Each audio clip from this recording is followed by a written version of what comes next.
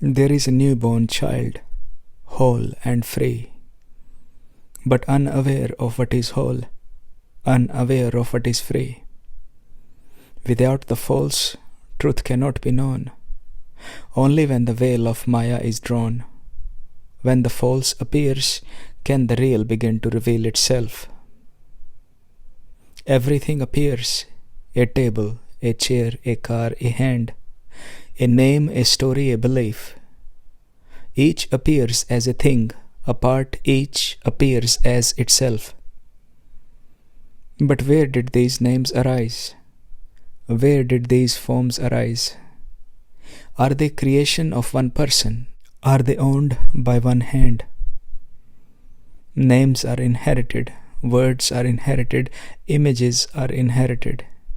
Each generation shapes new things, new ideas. The old make space for the new. Cables give way to wireless signals. Landlines fades as mobile phones arise. Film cameras dissolve into digital memories.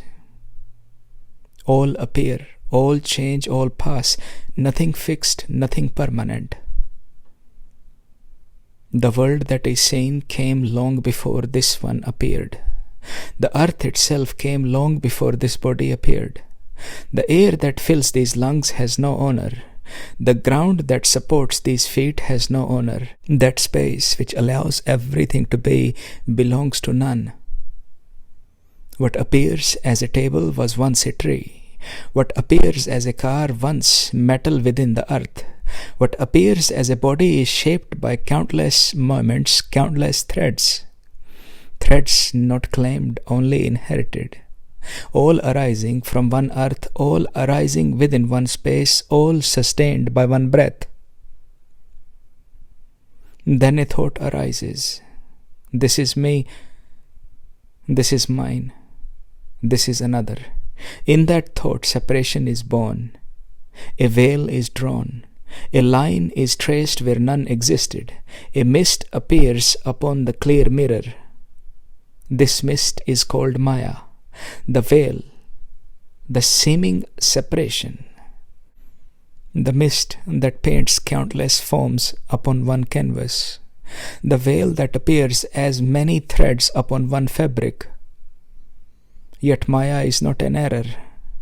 It is the dance of the whole upon itself. Without the mist, the mirror would have no reflection. Without the veil, the silence would have no sound. Without separation, the whole would have no way to know itself. Names arise, images arise, stories arise, all pointing again and again to the one space that allows them to arise.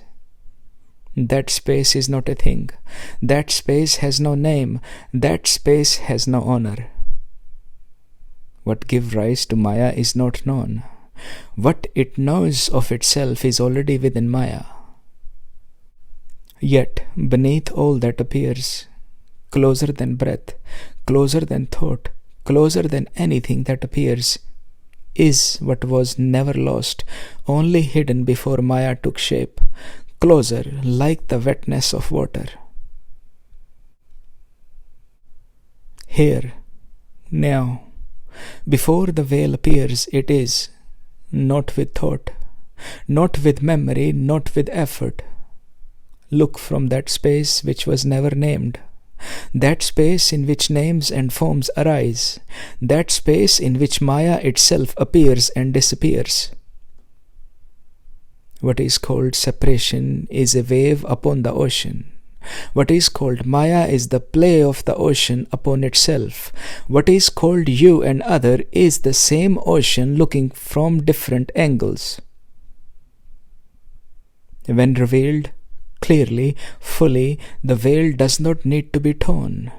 It simply rests as veil. It simply rests as mist upon the mirror. It simply rests as wave upon the ocean.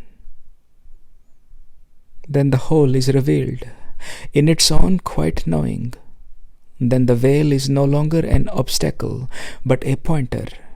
Then separation is no longer bondage, but a reminder.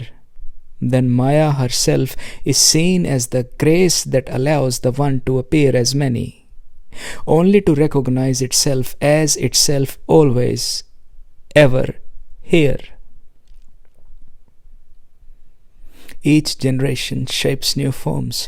Each era brings new ideas, new invitations, all arising, all passing, all pointing to the nature of this mist, temporary, fluid, ever-changing.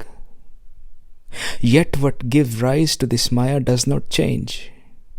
Gold remains gold, shaped as a ring, a necklace, an earring. Iron remains iron, shaped as a tool, a roof, a beam. Earth remains earth, molded as soil, as clay, as vessel. These are only examples, pointing to that which is beyond form, that which is not shaped, not born, not lost, that which simply is, the space that allows all form to arise and dissolve. Not space as a place, not as an expanse, not as an object one can point to, but as that which is prior to space, prior to name, prior to understanding, beyond time, beyond space. If Māyā is a veil, and reality is what shines behind it, then this body and the story of this body is also a veil. Behind it rests the source that needs the veil of separation to reveal itself as the one. Through the veil it appears as many, through the veil it returns to itself. Reality does not reject the veil. Reality shines as the veil and shines as that which sees through it. What appears and what is, one source, one dance, one knowing. It reveals itself if allowed to be. Nothing needs to be done, no effort, no striving, no becoming. For every effort, every doing, every reaching is part of Māyā. What is, simply is. What has always been, remains. What can never change, never born, never dies. Only itself can recognize itself.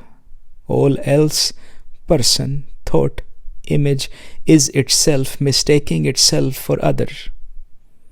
The mirror does not become the face. The face does not create the mirror. The mirror is itself, seeing itself as countless reflections. Separation is the play of Māyā.